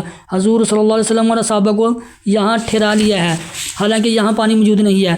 یہ سن کر حضرت ابوبکر صدیق رضی اللہ تعالیٰ عنہ میرے پاس آئے اور جو کچھ اللہ نے چاہا انہوں نے مجھے کچھ سخت سست کہا، اور پھر غصہ میں اپنے ہاتھ سے میری کوکھ میں کونچا مارنے لگے۔ اس وقت رسول اللہ صلی اللہ علیہ وسلم میری ران پر اپنا سر مبارک رکھ کر آرام فرما رہے تھے، اس وجہ سے مار کھانے کے بعد ان میں ہل نہیں سکتی تھی۔ صبح کو جب رسول اللہ صلی اللہ علیہ وسلم بیدار ہوئے تو وہاں کہیں پانی موجود ہی نہیں تھا۔ ناگہاں حضور صلی اللہ علیہ وسلم پر تیمم کی آیت نازل ہوگی، چنانچہ حضور صلی اللہ علیہ وسلم اور تمام صحابہ نے تیمم کیا اور نماز فجر ادا کی۔ اس موقع پر حضرت اسید بن حضیر رضی اللہ تعالیٰ عنہ نے خوش ہو کر کہا کہ ابو بکر کی آل، یہ تمہاری پہلی ہی برکت نہیں ہے؟ پھر ہم لوگوں نے اونٹ کو اٹھایا تو اس کے نیچے ہم نے ہار کو پا لیا۔ اس حدیث میں کسی غزوہ کا نام نہیں ہے، مگر شارح بخاری میں حضرت علامہ ابن حجر علیہ رحمۃ اللہ نے فرمایا کہ یہ واقعہ غزوہ بنی مسلق کا ہے، جس کا دوسرا نام غزوہ مرسی بھی ہے، جس میں قصہ افق واقعہ ہوا۔ اس غزوہ میں حضور صلی اللہ علیہ وسلم 28 دن مدینہ سے باہر رہے۔ جنگ خندق 5 ہجری کی تمام لڑائیوں میں یہ جنگ سب سے زیادہ مشہور اور فیصلہ کن جنگ ہے، چونکہ دشمن سے حفاظت کے لیے شہر مدینہ کے گرد خندق کھودی گئی تھی، اس لیے یہ لڑائی جنگ خندق کہلاتی ہے۔ اور چونکہ تمام کفار عرب نے متحد ہو کر اسلام کے خلاف یہ جنگ کی تھی، اس لیے اس لڑائی کا دوسرا نام جنگ احزاب، تمام جماعتوں کی متحدہ جنگ ہے۔ قرآن مجید میں اس لڑائی کا تذکرہ اس نام کے ساتھ آیا ہے۔ جنگ خندق کا ثواب، گزشتہ اوراق میں ہم یہ لکھ چکے ہیں کہ قبیلہ بنو نذیر کے یہودی جب مدینہ سے نکال دیا گئے تو ان میں سے یہودیوں کے چند روزہ خیبر میں جا کر بعد ہو گئے، اور خیبر کے یہودی نے ان لوگوں کا اتنا اعزاز و کرام کیا کہ اسلام بن الحقیق وحی بن اختب و کنانہ بن ربیع کو اپنا سردار مان لیا۔ یہ لوگ جو کہ مسلمانوں کے خلاف غزو غزب میں بھی بڑے ہوئے تھے اور انتقام کی آگ ان کے سینوں میں تحرک رہی تھی، اس لیے ان لوگوں نے مدینہ پر ایک زبردست حملہ کی اسکیم بنائی۔ چنانچہ یہ دنوں اس مقصد کے پیش نظر مکہ گئے اور کفار قریش سے مل کر یہ کہا کہ اگر تم لوگ ہمارا ساتھ دو تو ہم لوگ مسلمانوں کو صفحہ ہستی سے نیست نبود کر سکتے ہیں۔ کفار قریش تو اس کے بھوکے ہی تھے، فوراً ہی ان لوگوں نے یہودیوں کی ہاں میں ہاں ملا دی۔ کفار قریش سے ساز باز کر لینے کے بعد ان تینوں یہودیوں نے قبیلہ بنو قطفان کا رخ کیا اور خیبر کی آدھی آمدنی دینے کا لالچ دے ان لوگوں کو بھی مسلمانوں کے خلاف جنگ کرنے کے لیے آمادہ کر لیا۔ پھر بنو قطفان نے اپنے حلیف بنو اسد کو بھی جنگ کے لیے تیار کر لیا۔ ادھر یہودی نے اپنے حلیف قبیلہ بنو اسد کو بھی اپنا ہم نوا بنا لیا، اور کفار قریش نے اپنی رشتہ داری کی بنا پر قبیلہ بنو سلیم کو بھی اپنے ساتھ ملا لیا۔ غرض اس طرح تمام قبائل عرب کے کفار نے مل جل کر ایک لشکر جرا تیار کر لیا جس کی تعداد 10,000 تھی، اور ابو سفیان اس پورے لشکر کا سپہ سالار بن گیا۔ مسلمانوں کی تیاری، جب قبائل عرب کے تمام کافروں نے اس گٹھ جوڑ اور خوفناک حملہ کی خبریں مدینہ پہنچی تو حضور اقدس صلی اللہ علیہ وسلم نے اپنے صاحب کو جمع فرما کر مشورہ فرمایا کہ اس حملہ کا مقابلہ کس طرح کیا جائے۔ حضرت سلمان فارسی رضی اللہ تعالیٰ عنہ نے یہ رائے دی کہ جنگ احد کی طرح شہر سے باہر نکل کر اتنی بڑی فوج کے حملہ کو میدانی لڑائی میں روکنا مسلط کے خلاف ہے، لہذا مناسب یہ ہے کہ شہر کے اندر رہ کے اس عمل کا دفاع کیا جائے اور شہر کے گرد جس طرف سے کفار کی چرائی کا خطرہ ہے ایک خندق کھود لی جائے تاکہ کفار کی پوری فوج بے یک وقت حملہ آور نہ ہو سکے۔ مدینہ کے تین طرف چونکہ مکانات تنگ گلیاں اور کھجوروں کے جھنڈ تھے، اس لیے ان کی جانب سے حملہ کا امکان نہیں تھا۔ مدینہ کا صرف ایک رخ کھلا تھا، اس لیے طے کیا گیا کہ اسی طرف 5 گز گہری خندق کھودی جائے۔ چنانچہ 8 ذی القعدہ 9 ہجری کو حضور صلی اللہ علیہ وسلم 3000 صحابہ کرام کو ساتھ لے کر خندق کھودنے میں مصروف ہو گئے۔ حضور صلی اللہ علیہ وسلم نے خود اپنی دس مبارک سے خندق کی حد بندی فرمائی اور 10 آدمیوں پر 10 گز زمین تقسیم فرما دی اور تقریباً 20 دن میں یہ خندق تیار ہو گئی۔ حضرت انس رضی اللہ تعالیٰ عنہ کا بیان ہے کہ حضور صلی اللہ علیہ وسلم خندق کے پاس تشریف لے آئے اور جب یہ دیکھا کہ انصار مہاجرین کو کراتے ہوئے جا رہے کہ موسم صبح کے وقت کئی فاقوں کے باوجود جوش و خروش کے ساتھ خندق کھودنے میں مشغول ہیں تو انتہائی متاثر ہو کر آپ نے یہ رجز پڑھنا شروع کر دیا۔ اللہم انی العیش و عیش الاخرۃ فاغفر للانصار والمہاجرہ، اے اللہ بلا شبہ زندگی تو بس آخرت کی زندگی ہے، لہٰذا تو انصار مہاجرین کو بخش دے۔ ہم وہ لوگ ہیں جنہوں نے جہاد پر حضرت محمد صلی اللہ علیہ وسلم کی بیعت کر لی ہے جب تک ہم زندہ رہیں، ہمیشہ ہمیشہ کے لیے۔ حضرت برا بن حازب رضی اللہ تعالیٰ عنہ کہتے ہیں کہ حضور صلی اللہ علیہ وسلم خود بھی خندق کھودتے اور مٹی اٹھا کر پھینکتے تھے جہاں تک کہ آپ کی شکم مبارک پر غبار کی تہ جم گئی تھی، اور مٹی اٹھاتے ہوئے صحابہ کو جوش دلانے کے لیے رجز کے یہ اشعار پڑھتے تھے: اللہ کی قسم اگر اللہ کا فضل نہ ہوتا تو ہم ہدایت نہ پاتے اور نہ صدقہ دیتے نہ نماز پڑھتے، لہذا اے اللہ تو ہم پر قلبی اطمینان اتار دے اور جنگ کے وقت ہم کو ثابت قدم رکھ۔ یقیناً ان کافروں نے ہم پر ظلم کیا ہے اور جب بھی لوگوں نے فتنہ کا ارادہ کیا تو ہم لوگوں نے انکار کر دیا۔ لفظ ابینا حضور صلی اللہ علیہ وسلم بار بار یہ تکرار بلند آواز سے دہراتے تھے: ایک عجیب چٹان۔ حضرت جابر رضی اللہ تعالیٰ عنہ نے بیان فرمایا کہ خندق کھودتے وقت ناگہاں ایک ایسی چٹان نمودار ہوگی جو کسی سے بھی نہیں ٹوٹی۔ جب ہم نے بارگاہ رسالت میں یہ ماجرا عرض کیا تو آپ اٹھے، 3 دن کا فاقہ تھا اور شکم مبارک پر پتھر بندھا ہوا تھا۔ آپ نے اپنے دس مبارک سے آپ نے اپنے دس مبارک سے فورا مارا تو وہ چٹان ریت کے بربرے ٹیلے کی طرح بکھر گئی، اور ایک بات یہ ہے کہ آپ نے اس چٹان پر 3 مرتبہ فورا مارا، ہر ذرہ پر اس میں سے ایک روشنی نکلتی تھی، اور اس روشنی میں آپ نے شام، ایران اور یمن کے شہروں کو دیکھ لیا اور ان تینوں ملکوں کے فتح ہونے کی صحابہ کرام کو بشارت دی۔ اور نسائی کی روایت میں ہے کہ آپ نے مدائن کسرا اور مدائن کیسر اور مدائن حبشہ کی فتوحات کا اعلان فرما دیا۔ حضرت جابر کی دعوت۔ حضرت جابر رضی اللہ تعالیٰ عنہ کہتے ہیں کہ فاقوں سے شکم مقدس پر پتھر بندھا ہوا دیکھ کر میرا دل بھر آیا، چنانچہ میں حضور صلی اللہ علیہ وسلم سے اجازت لے کر آپ نے گھر آیا اور بیوی سے کہا کہ میں نے نبی اکرم صلی اللہ علیہ وسلم کو اس قدر شدید بھوک کی حالت میں دیکھا ہے کہ مجھ کو صبر کی تاب نہیں رہی، کیا گھر میں کچھ کھانا ہے؟ بیوی نے کہا کہ گھر میں ایک سایہ جو کے سوا کچھ بھی نہیں ہے۔ میں نے کہا کہ تم جلدی سے اس جو کو پیس کر گوندھ لو اور اپنے گھر کا پلا ہوا ہے کہ بکری کا بچہ میں نے ذبح کر کے اس کی بوٹیاں بنا دی، اور بیوی سے کہا کہ جلدی سے تم گوشت روٹی تیار کر لو، میں حضور صلی اللہ علیہ وسلم کو بلا کر لاتا ہوں۔ چلتے وقت بیوی نے کہا کہ دیکھنا صرف حضور صلی اللہ علیہ وسلم چاندی صحابہ کو ساتھ میں لانا، کھانا کام ہی ہے، کہیں مجھے رسوا مت کر دینا۔ حضرت جابر رضی اللہ تعالیٰ عنہ نے خندق پر آ کر چپکے سے عرض کیا کہ یا رسول اللہ صلی اللہ علیہ وسلم، ایک سا آٹے کی روٹیاں اور ایک بکری کے بچے کا گوشت میں نے گھر میں تیار کرایا ہے، لہٰذا سب لوگ اس کے گھر پر چل کر کھانا کھا لیں۔ پھر مجھ سے فرمایا کہ جب تک میں نہ آ جاؤں روٹی مت پکوانا۔ چنانچہ جب حضور صلی اللہ علیہ وسلم تشریف لائے تو گوندے ہوئے آٹے میں اپنا لعاب دہن ڈال کر برکت کی دعا فرمائی اور گوشت کی ہانڈی میں بھی اپنا لعاب دہن ڈال دیا، پھر روٹی پکانے کا حکم دیا اور یہ فرمایا کہ ہانڈی چولہے سے نہ اتاری جائے۔ پھر روٹی پکنی شروع ہو اور ہانڈی میں سے جابر رضی اللہ تعالیٰ عنہ کی بیوی نے گوشت نکال کر دینا شروع کیا۔ 1000 آدمیوں نے آسودہ ہو کر کھانا کھا لیا، مگر گوندا ہوا آٹا جتنا پہلے تھا اتنا ہی رہ گیا اور ہانڈی چولہے پر بدسور جوش مارتی رہی۔ بابرکت کھجوریں۔ اسی طرح ایک لڑکی اپنے ہاتھ میں کچھ کھجوریں لے کر آئی تو حضور صلی اللہ علیہ وسلم نے پوچھا کہ کیا ہے؟ لڑکی نے جواب دیا کہ کچھ کھجوریں ہیں جو میری ماں نے میرے باپ کے ناشتے کے لیے بھیجی ہیں۔ آپ نے ان کھجوروں کو اپنے دس مبارک میں لے کر ایک کپڑے پر بکھیر دیا اور تمام اہل خندق کو بلا کر فرمایا کہ خوب سیر ہو کر کھاؤ۔ چنانچہ تمام خندق والوں نے شکم سیر ہو کر ان کھجوروں کو کھایا۔ یہ دونوں واقعات حضور سرور کائنات صلی اللہ علیہ وسلم کے معجزات میں سے ہیں۔ اسلامی افواج کی مورچہ بندی۔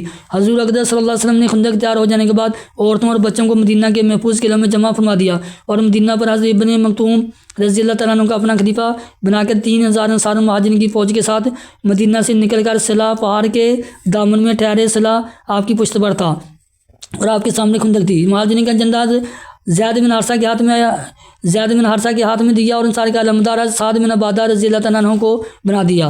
کفار کا عملہ۔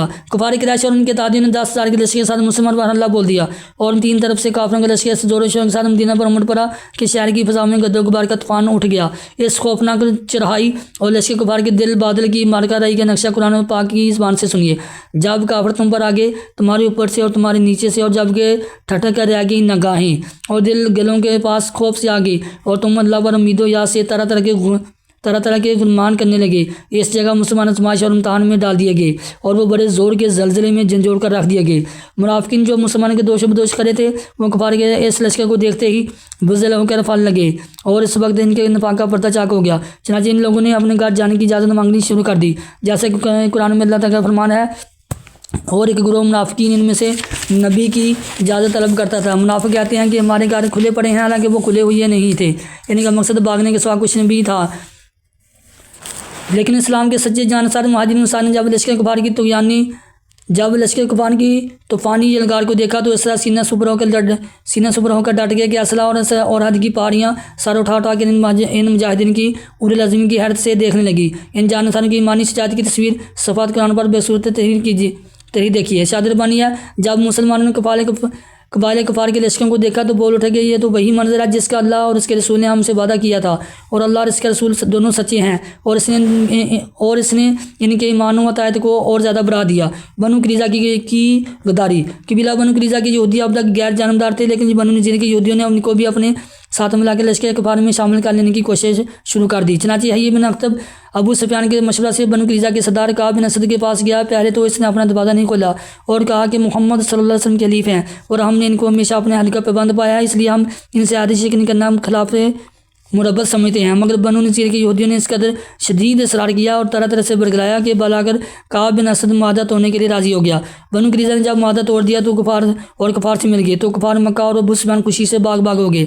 حضرت اقدس صلی اللہ علیہ وسلم جب اس کی خبر ملی تو آپ نے سعد بن معاذ اور سعد بن عبادہ رضی اللہ تعالیٰ عنہ کو تحقیق کے حال کے لیے بنو قریظہ کے پاس بھیجا۔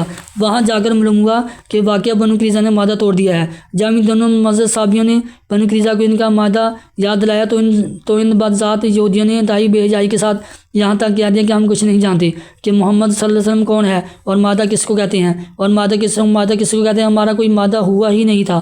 یہ سن کر دونوں حضرات واپس آ گیا اور صورتحال سے حضور صلی اللہ علیہ وسلم کا مطلع کیا تو آپ نے بلند آواز سے اللہ اکبر کہا اور فرمایا کہ مسلمانوں تم اس سے نہ گھبراؤ، نہ اس کا کام کرو، اس میں تمہارے لیے بشارت ہے۔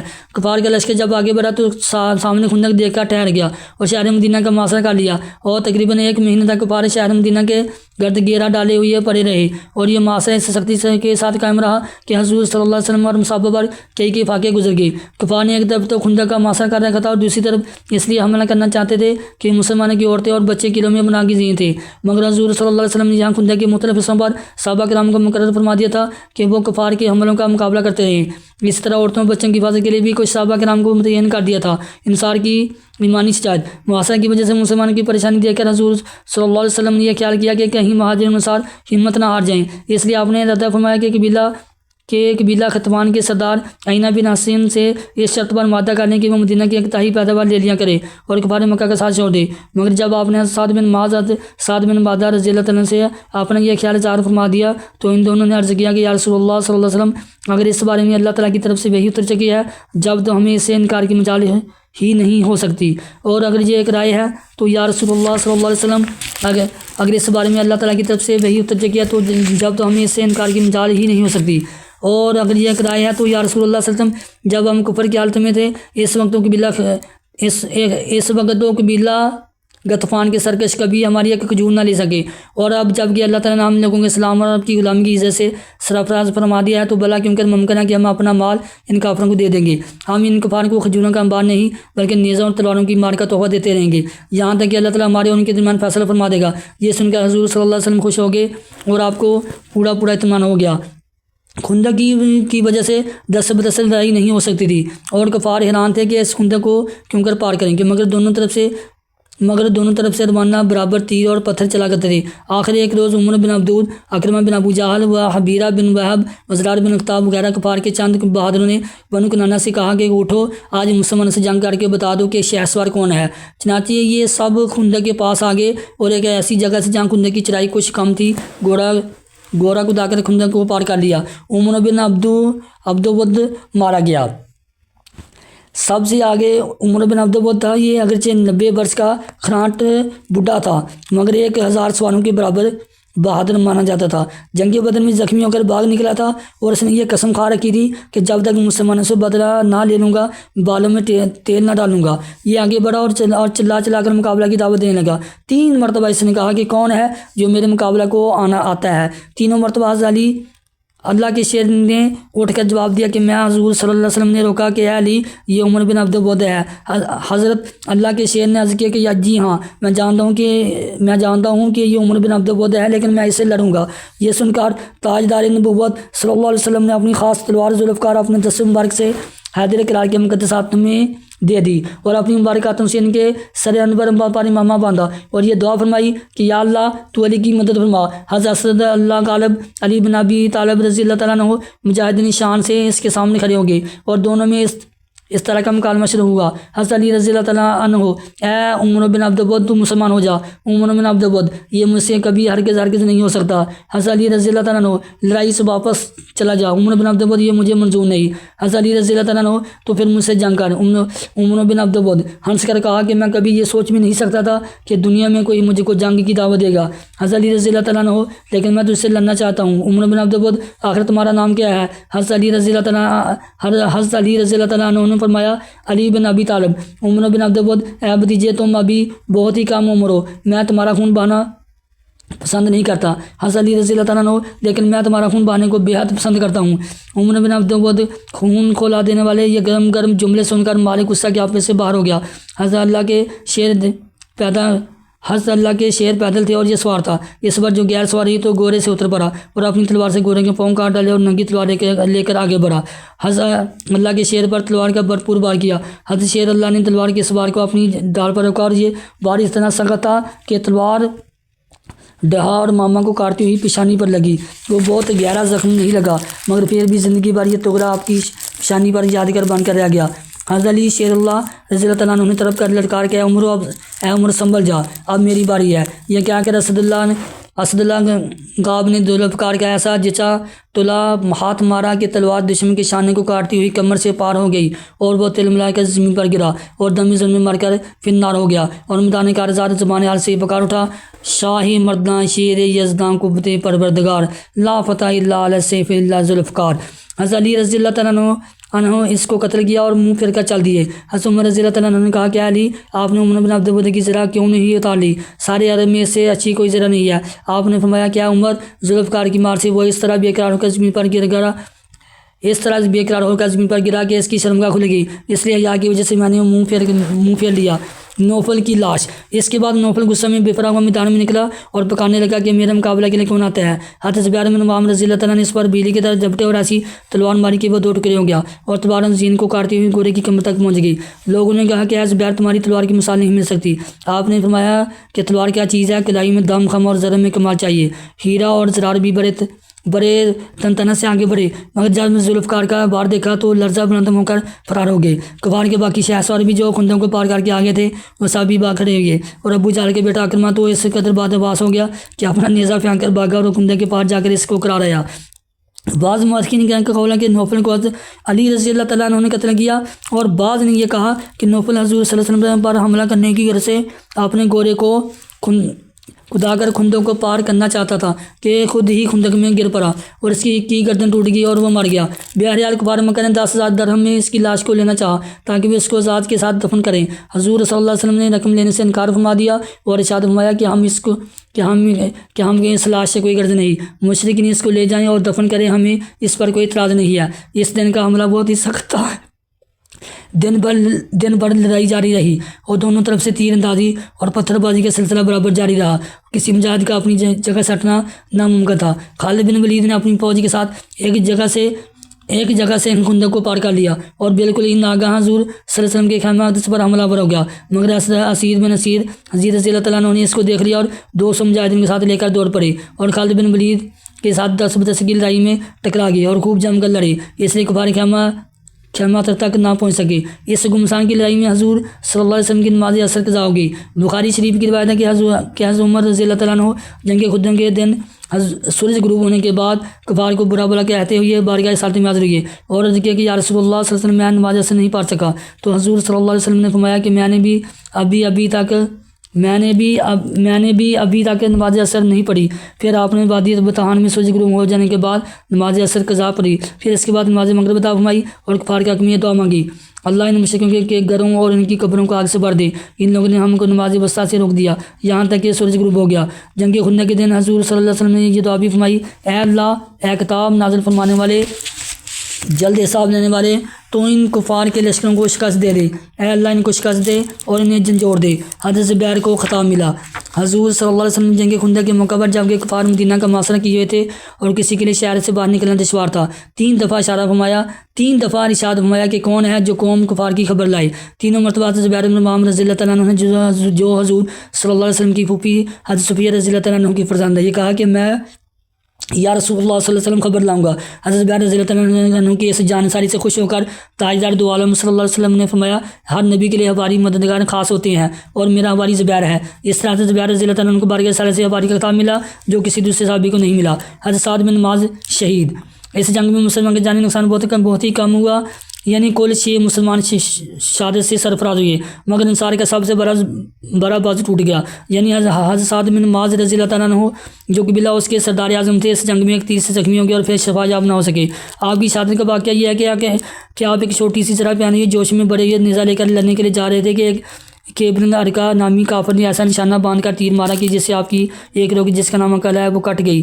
جنگ ختم ہونے کے بعد اس لیے ان کے لیے حضور صلی اللہ علیہ وسلم نے مسجد نبویہ کے ایک خیمہ گاڑا اور ان کا علاج کرنا شروع کیا۔ خدا اپنے دست مبارک سے ان کے زخم کو 2 مرتبہ داغا۔ اسی حالت میں آپ ایک مرتبہ بنو قریظہ تشریف لے گئے اور وہاں یہودیوں کے بارے میں اپنا وہ فیصلہ سنایا جس کا ذکر غزوہ بنو قریظہ کے عنوان کے تحت آئے گا۔ اس کے بعد وہ اپنے خیموں میں واپس تشریف لائے اور اب ان کا زخم بھرنے لگ گیا تھا، لیکن انہوں نے شوق شہادت میں اللہ تعالیٰ سے یہ دعا مانگی، یا اللہ تو جانتا ہے کہ کسی قوم سے جنگ کرنے کی مجھے اتنی زیادہ تمنا نہیں ہے جتنی کفار قریش سے لڑنے کی تمنا ہے، جنہوں نے تیرے رسول کو جتلایا اور ان کو ان کے وطن سے نکالا۔ اے اللہ، میرا تو یہی خیال ہے کہ اب تو نے ہمارے اور کفار قریش کے درمیان جنگ کا خاتمہ کر دیا، لیکن اگر ابھی کفار قریش سے کوئی جنگ باقی رہ گئی ہے جب تو مجھے زندہ رکھ تاکہ میں تیری راہ میں ان کافروں سے یاد کروں، اور اگر اب ان لوگوں سے کوئی جنگ باقی نہ رہ گئی ہو تو میرے سے زخم کو پھاڑ دے اور اسی زخم میں تو مجھے موت عطا فرما دے۔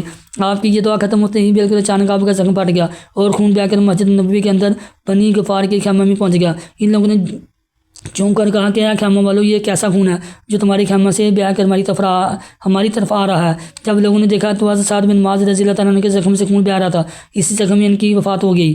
حضور اقدس صلی اللہ علیہ وسلم نے فرمایا کہ سعد بن معاذ کی موت سے عرش الہی لگ گیا اور اس کے جنازے میں 70,000 ملائکہ حاضر ہوئے، اور جب ان کی قبر کھودی گئی تو اس میں مشک کی خوشبو آنے لگی۔ عین وفات کے وقت حضور صلی اللہ علیہ وسلم ان کے سامنے تشریف فرماتے۔ سعد نے آنکھ کھول کر آخری بار جمال نبوت کا نظارہ کیا اور کہا کہ السلام علیکم یا رسول اللہ۔ پھر بے باز بلند یہ کہا کہ میں گواہی دیتا ہوں کہ آپ اللہ کے رسول ہیں اور آپ نے تبلیغ رسالت کا حق ادا کر دیا۔ صدق اللہ العظیم۔